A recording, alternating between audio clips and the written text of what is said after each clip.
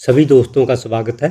क्या आपने कभी अपने पिता से कुछ कहना चाहा हो, लेकिन शब्द गले में ही अटक गए हों? क्या कभी ऐसा लगा हो कि घर में रहते हुए भी आप खुद को कटघरे में खड़ा महसूस करते हैं? दुनिया के महान लेखक फ्रांज काफ्का ने भी यही महसूस किया था और एक रात उन्होंने अपने पिता के नाम लगभग 100 पन्नों का एक लंबा खत लिखा। एक ऐसा खत जो शायद कभी अपनी असली मंजिल तक पहुंचना ही नहीं था। इसे अंग्रेजी में लेटर टू फादर कहा जाता है। काफ्का और उनके पिता के रिश्ते की सच्चाई इस चिट्ठी में लिखे गए दर्दनाक आरोप क्यों यह सिर्फ एक निजी खत नहीं बल्कि पूरी मानव सभ्यता की बेचैनी बन गया, और कैसे इस खत में छुपा दर्द आज भी लाखों लोगों की जिंदगी में गूंजता है। एक भारी शरीर वाला, तेज आवाज वाला, सख्त और बेहद हुक्म चलाने वाला आदमी, वह गरीबी से उठकर सफल व्यापारी बने थे। उनके लिए जीवन का मतलब था ताकत, अनुशासन, पैसा और कठोर मेहनत। लेकिन फ्रांस बिल्कुल अलग थे। संवेदनशील, कमज़ोर शरीर वाले, अंदर से डर से भरे हुए।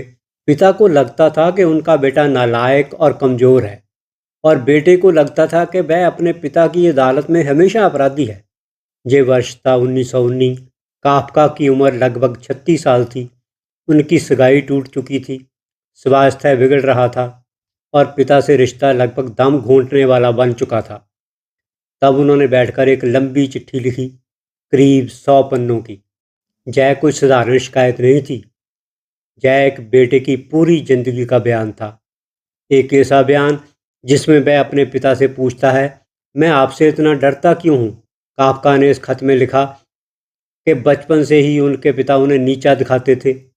अगर वह ठीक से खाना ना खाए तो डांट, अगर कुछ गलत बोल दे तो अपमान, अगर डर जाए तो मजाक।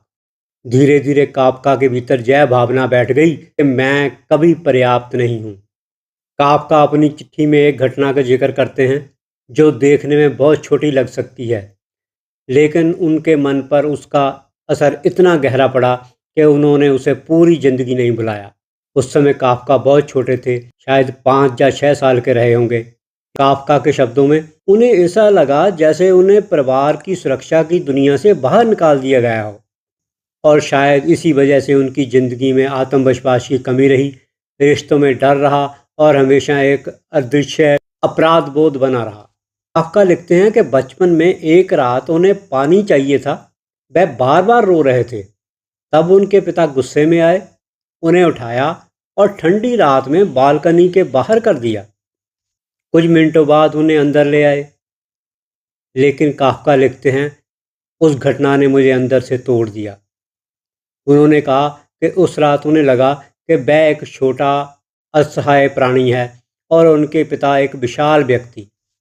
काफ्का लिखते हैं कि उस रात के बाद उन्हें सिर्फ अपने पिता से डर नहीं लगा, बल्कि उन्हें खुद पर भी शर्म आने लगी। उन्हें लगा, अगर मेरे पिता मेरे साथ ऐसा कर सकते हैं तो शायद गलती मेरी ही रही होगी। यही वह जगह है जहां एक बच्चे का मन टूटना शुरू होता है। काफ्का कहते हैं कि उनके पिता इतने विशाल व्यक्तित्व वाले थे कि उनके सामने वह खुद को लगभग गायब महसूस करते थे।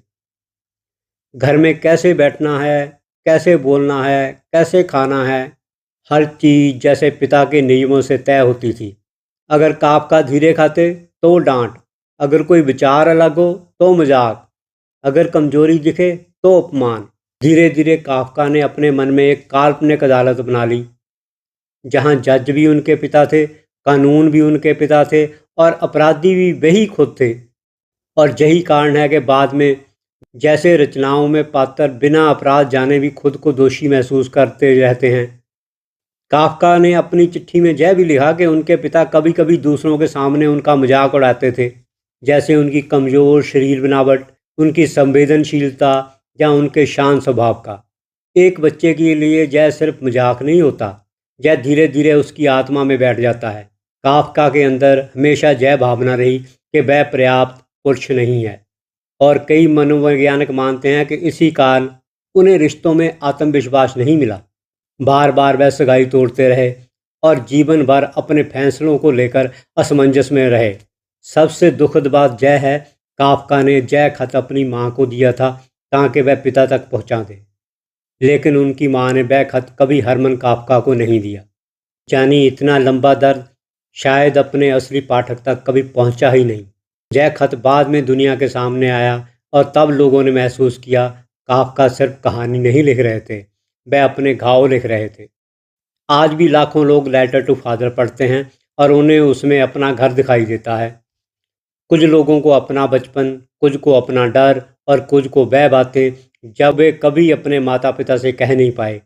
काफका ने एक जगह लिखा था, शब्दों के जरिए मैं थोड़ा सा बच जाता हूँ। शायद यही वजह है कि उनका दर्द एक सदी बाद भी जिंदा है। शायद हर माता पिता को यह घटना पढ़नी चाहिए, क्योंकि कभी कभी हमारे लिए छोटी सी सज़ा एक बच्चे के मन में जीवन भर का अंधेरा बन जाती है।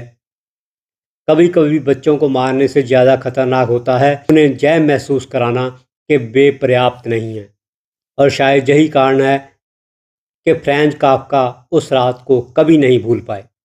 ऐसे ही कुछ वर्ष पहले हमने एक बार देखा था कि माइकल जैक्सन अपने छोटे से मासूम बेटे को, जब वह कुछ भी समझने योग्य नहीं था, खिड़की से लटका दिया था।